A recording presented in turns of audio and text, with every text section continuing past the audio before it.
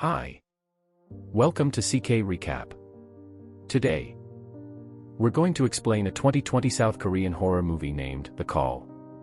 In 2019, 28-year-old Kim Seo-yeon loses her cell phone while traveling to visit her sick, estranged mother in a rural area. She left the village many years ago after a fire incident that took her father's life, which she ever since blames and hates her mother for.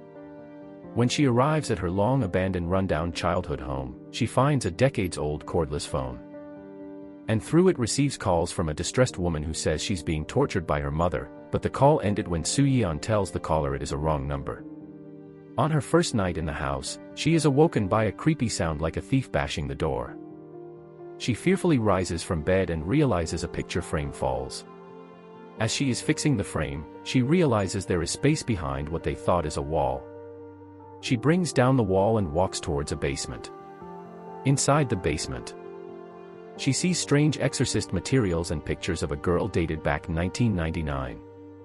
The next day, she consults a neighbor uncle who tells her the girl is Young-sook and her mother is a shaman, but he refuses to give her further information, making Seo-yeon to be more curious. That night, Seo-yeon receives a call from the same girl from a day before. From their conversation, Seo-yeon figures out that the woman on the phone is Young-sook and she is living in the same house, but she is in 1999. Apparently, Young-sook lived in the house with her mother until 1999 when Seo-yeon's father purchased it, but somehow the two are able to communicate across time through the phone.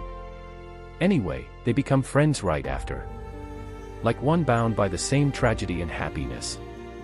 They get so connected that they open up to each other and even find a way to share physical things. Seo-yeon lets Young-sook listen to the song of her favorite artist and tells her about the new technologies that did not exist in 1999. While Young-sook sends her past favorite candies by placing it where she can find it in 2019. Young-sook tells Seo-yeon she is an orphan and lives with her adoptive mother, who is a shaman.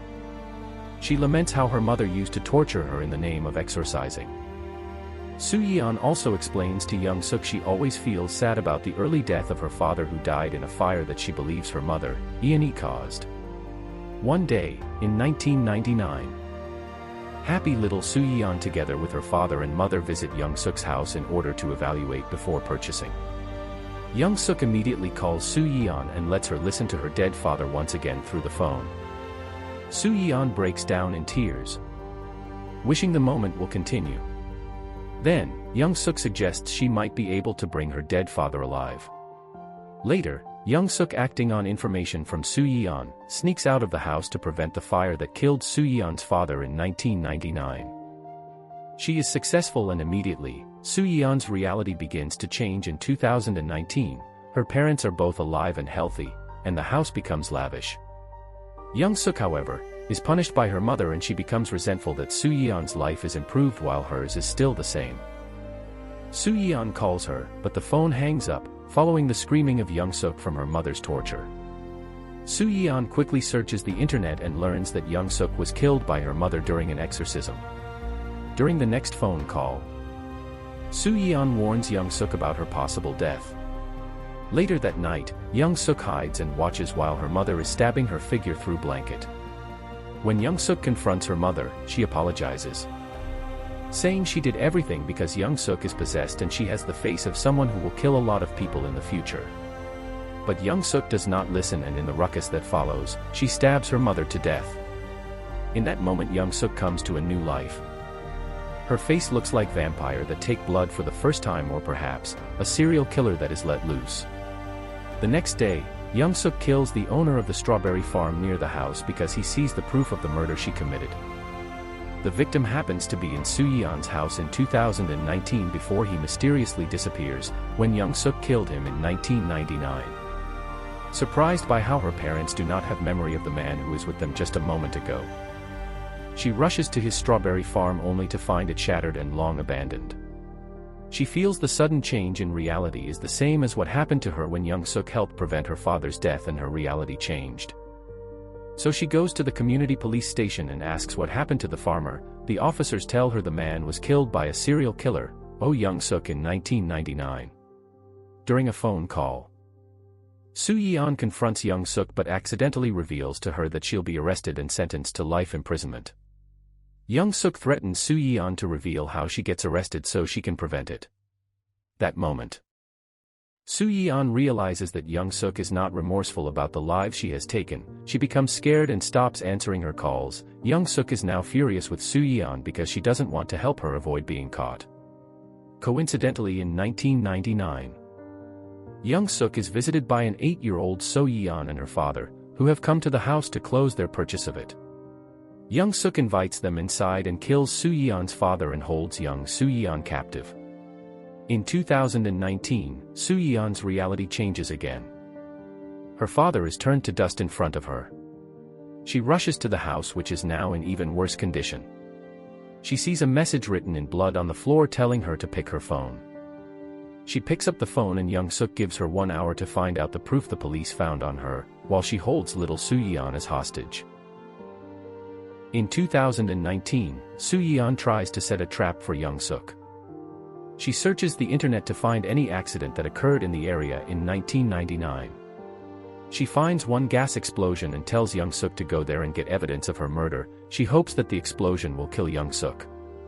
Unfortunately, Young-sook survives and takes revenge on little Seo-yeon, burning her skin, while older Seo-yeon feels the exact pain. In 2019, Young-sook calls Seo-yeon again and tells her to find out how she'll be arrested.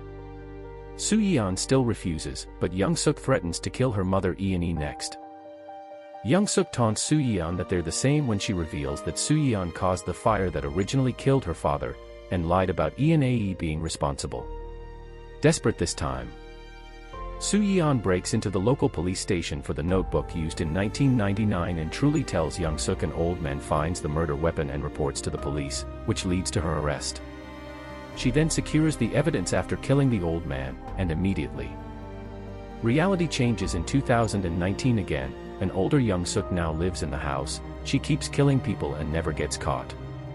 Meanwhile, the content of the notebook changes as well, with a note that Eun-hee came to the house with a police officer and made a call on the cordless phone.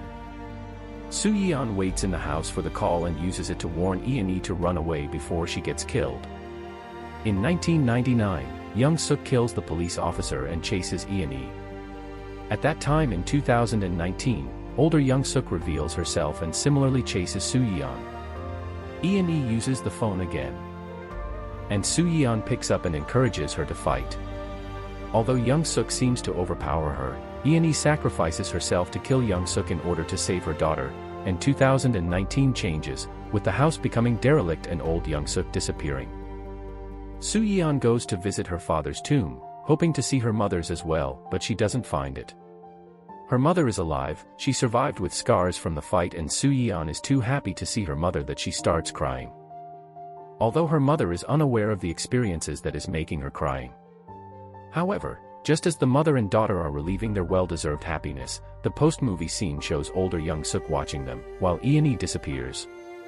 Apparently, older Young-sook in 2019 called her younger counterpart in 1999 to warn her before Eun-hee and the police officer arrived.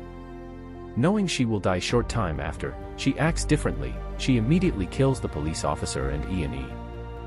The 1999 Young-sook will keep living as a serial killer, and she will keep little Seo-yeon as prisoner till 2019. That is the end. What lesson do you get from the movie? Tell us in the comments section. If you like the recap, please like and subscribe to our channel and click the notification button so you will be notified whenever we drop interesting videos. You can also comment on any Korean or Chinese movies or series you will like us to recap. Thanks for watching.